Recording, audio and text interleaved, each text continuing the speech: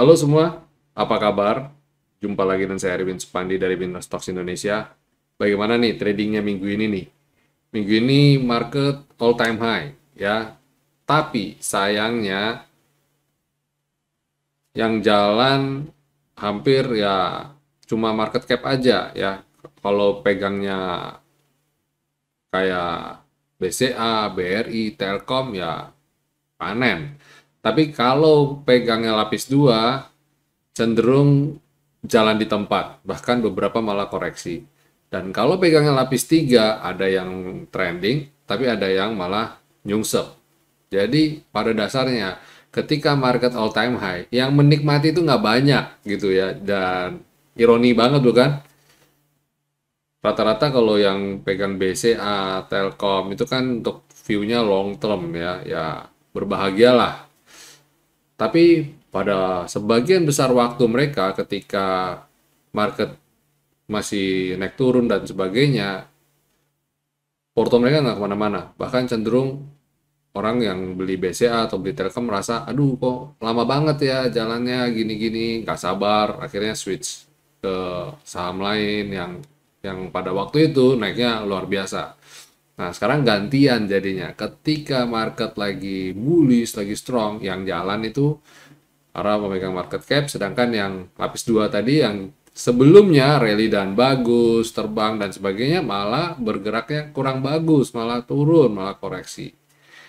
Ya, itu dinamika market ya, kondisi market Indonesia saat ini. Terus bagaimana nih ke depannya nih, antisipasi ke depannya ya. Kita kalau lihat penutupan di akhir minggu kemarin ya, candlenya nggak enak. Especially lihat kalau candle weekly-nya itu kurang enak. Itu kayak bikin kayak shooting star gitu ya. Jadi di posisi puncak lagi dia bikin kayak gitu. Nah, kita khawatirkan akan ada koreksi lanjutan di minggu ini. Especially kita antisipasi pengumuman The Fed menaikkan suku bunga di minggu depan. Lalu kemudian harga oil ya pada penutupan ini kita melihat bahwa masih belum bisa rebound dengan baik, masih cenderung koreksi. Nah, kalau hubungannya oil sebenarnya saya malah setuju lebih turun lebih bagus. Tambah turun tambah bagus. Tapi korelasinya sama The Fed adalah kalau oil turun, inflasi turun, maka The Fed juga melihat bahwa ini berarti strategi untuk mengcounter inflasi dan menaikkan suku bunga sih on the track nih. Jadi mereka masih lakukan itu, masih jalanin itu lagi dan data konsensus mengatakan bahwa kayak udah price in nih. Mereka artinya udah cukup confirm bahwa The Fed akan menaikkan sampai dengan 75 basis point. Which is kalau 75 basis point itu udah mentok hawkish banget itu The Fed ya. Berarti mereka udah agresif sekali. Dan juga karena data inflasi terakhir memperlihatkan bahwa sebenarnya inflasi di Amerika itu nggak slowing down banget gitu, masih masih bergerak, masih cenderung agak agak hot gitu. Itu sebabnya The Fed masih berpotensi untuk wah kita naikin lagi aja suku bunga. Ya itu dari Amerika. Terus lagi dari ya dari dunia ya. Kita juga lihat dengan turunnya harga minyak ada kekhawatiran terjadi perlemahan growth ya ekonomi ya. Dari sisi China ya, dari sisi China yang kita melihat bahwa ketika ekonominya eh, lagi berjalan terus tiba-tiba di shutdown karena policy zero covid itu membuat ekonomi China mulai mulai mulai tertekan ya, mulai tertekan. Jadi itu yang membuat konsumsi konsumsi bahan bakar juga otomatis menurun. Saya belum melihat itu dari sisi batu bara ya, karena kalau dari sisi batu bara kebetulan dari kayak apa namanya Eropa gitu-gitu ya masih masih tetap masih membutuhkan ya dan mereka masih krisis energi bahkan dan Eropa terancam untuk pemadaman bergilir ya. Biasanya pemadaman bergilir ada di Indonesia, tapi ini malah di Eropa terancam pemadaman bergilir karena krisis energi. Jadi saya lihat bahkan malah batu bara malah masih masih hot sekali ya. Saat ini batu bara sudah sempat di minggu kemarin ya ada di level sangat tinggi ya, di level 450-an something US dollar per metric ton. Dan tapi walaupun begitu pembukaannya kalau lihat candlenya ada di atas 450-an tapi dia turun. Tapi di minggu ini mulai naik lagi candlenya, itu ada di level 439 US dollar per metric ton. Asumsi saya atau predik saya minggu depan masih akan to be continue nih, masih akan mencoba naik lagi nih harga batu bara. Jadi kalau saya lihat batu bara sih ini kita ngomong Newcastle ya, cenderung masih bisa rebound. Berbeda dengan Rotterdam. Rotterdam itu dia cenderung turun, ya cenderung turun. Jadi ada perbedaan ya, ada perbedaan antara harga nih antara Newcastle dan Rotterdam. Yang mana di Newcastle harga masih cenderung naik, sedangkan Rotterdam masih bergerak turun. Ya, itu dari harga batu bara. Terus bagaimana dengan harga logam? Nah, kalau logam ini minggu kemarin kita lihat, kita tahu ya harga nikel itu naiknya gila-gilaan banget. Dan saya melihat tren ke depan di minggu-minggu ke depan ini harga juga masih akan bergerak naik ya. Jadi harga nikel, harga copper itu cenderung masih bergerak, masih mencoba untuk bergerak naik, masih rebound. Karena ya udah di bottom banget atau sudah sideways terlalu lama.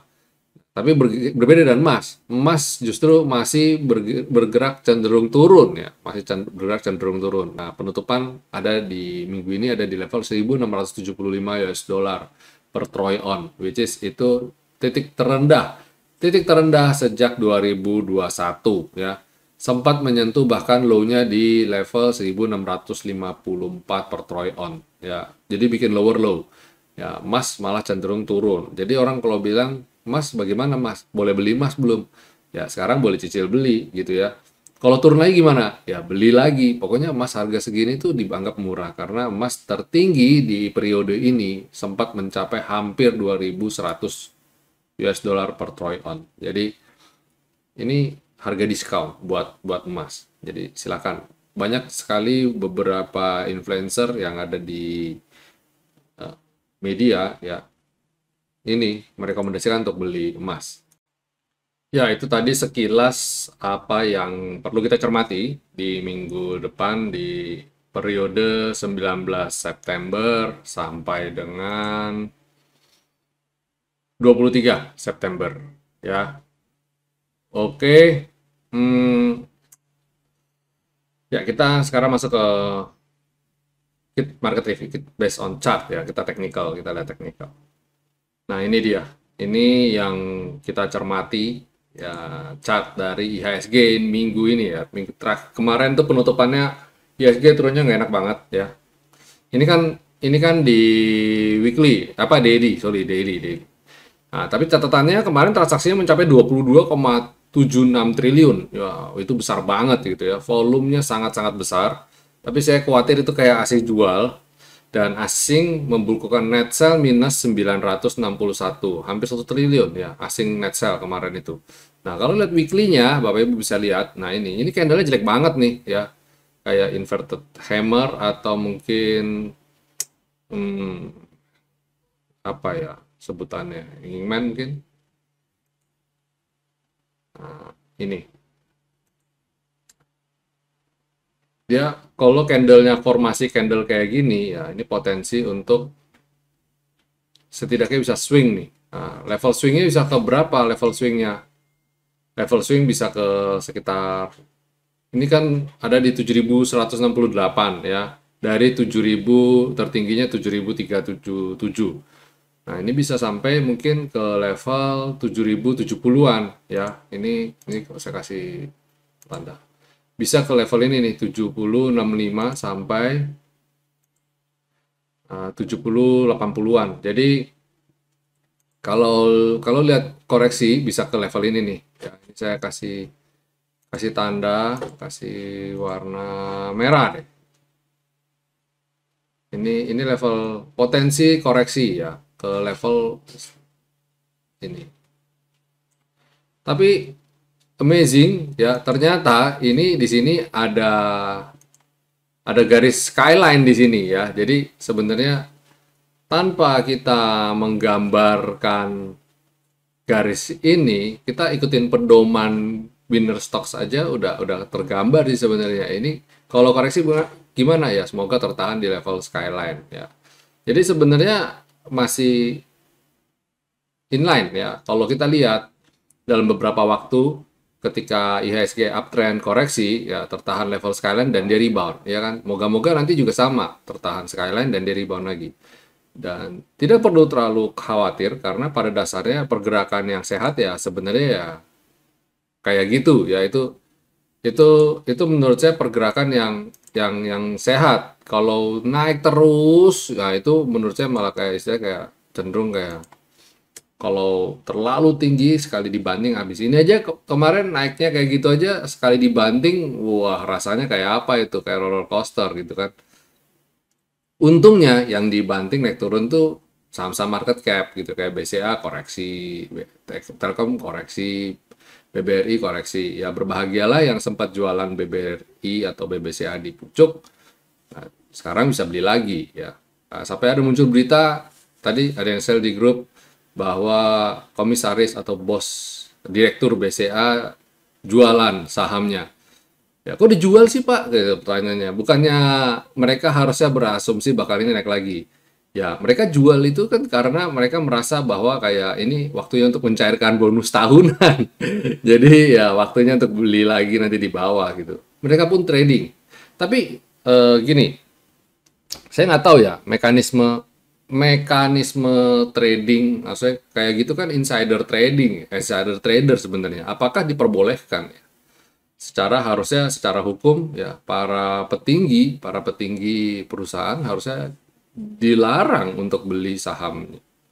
Karena mereka tahu betul ya pergerakan ini mau gimana kemana gitu ya. Itu udah kayak istilahnya apa yang mereka udah mereka beli, mereka jual, itu udah pasti untung punya gitu. Nah, itu yang jadi sampai ada yang mengatakan, udah kalau gitu kita ngikutin aja itu para bos-bos BCA itu. Bos BCA itu jual, kita ikut jual. Bos BCA itu beli, kita ikut beli. Cuma perhatiin, ketika mereka rilis berita atau mereka ya berita itu dimuat, itu telat, sudah delay dan cenderung kalau umpama beli, mereka belinya agak tinggi. Kemarin sempat diumum mereka beli berapa di level berapa, tapi ternyata sahamnya masih turun terus. Terus ketika jual, posisinya juga sudah koreksi kayak begitu sedemikian rupa, baru diumumin baru mereka jual. Jadi agak sedikit ya telat-telat gitulah. Tapi it's okay lah ya. Tapi ya itu seperti saya bilang, itu masuk legal nggak sih? Boleh nggak sih? Ya. Oke, itu IHSG kita lihat potensi koreksi, masih berpotensi koreksi ya. Dan bagaimana dengan sektoralnya? Sektoralnya coba kita cek. Wow, wow, amazing banget. Sektor basic bisa kayak gini, bisa kayak gini. Lagi-lagi saya bilang, itu Winner Stocks punya garis itu super awesome ya. Kalau ada yang masih mempertanyakan keampuhan garis Winner Stocks sih, saya speechless lah. Saya nggak tahu atas dasar apa gitu ya. Lihat, luar biasa banget, luar biasa banget. Terus cyclicals, eh, consumer cyclicals masih berkutat di area support ya. Mungkin kalau yang kayak gini-gini cicil beli aja. Moga-moga bisa segera rebound lagi. Sektor energi setelah naik, nah ini mirip-mirip IHSG nih, inverted hammer kali ya. Nah terus atau shooting star gitu ya. Terus dia tiba-tiba turun. Ini bisa turun lagi nggak nguji support? Kayaknya enggak. Karena apa?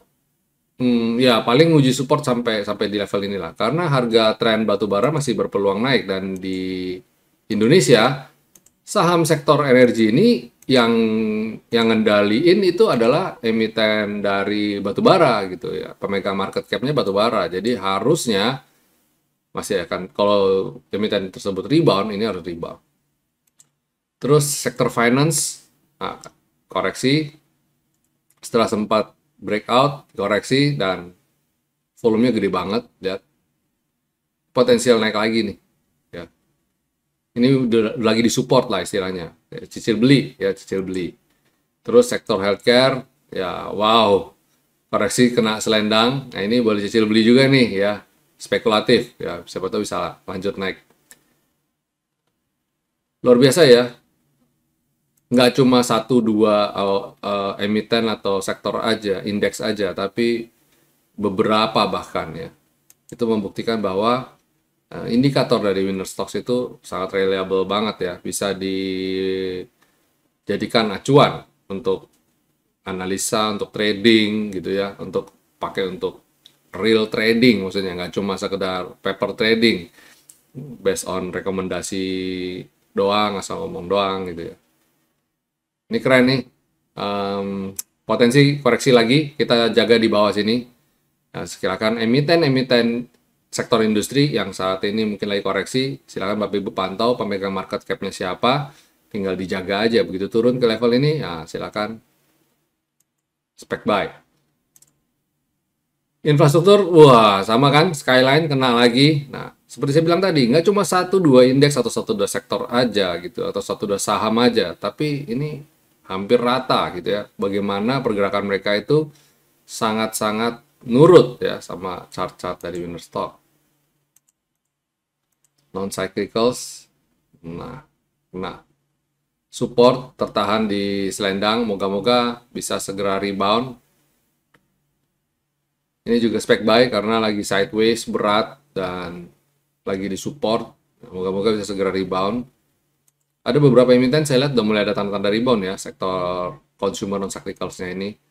Sektor properti, wow, sektor properti kemarin sempat naiknya cukup kuat ya, dan ini swing. Moga-moga bisa segera rebound lagi. Itu menandakan bahwa sektor ini memiliki tren yang cukup kuat ya. Ini arealnya.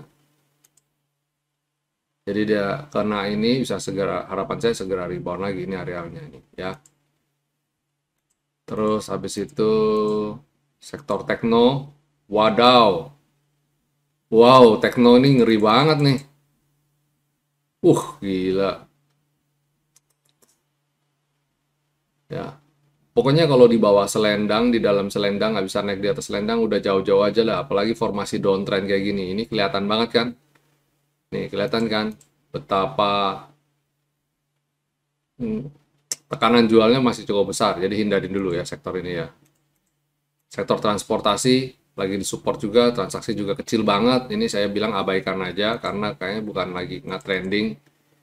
Ya itu secara sektoral ya teman-teman. Jadi kalau saya lihat kayak finance ada di support, energi berpeluang menyentuh support, industri di support, basic lagi kena support dan bisa rebound.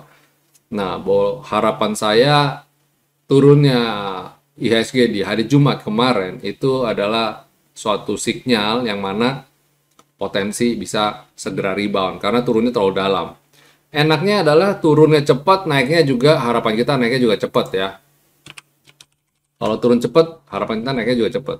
Nah, ini sebenarnya juga ada masuk area support nih ya. Kan kita juga udah gambar kotak ini tadinya dan persis dia nggak turun sini. Jadi moga besok nyenggol kotak ini dan bisa segera rebound lagi. Jangan sampai sini. Harapan saya nggak sampai kena skyline. Oke. Ya, itu market review kita, teman-teman.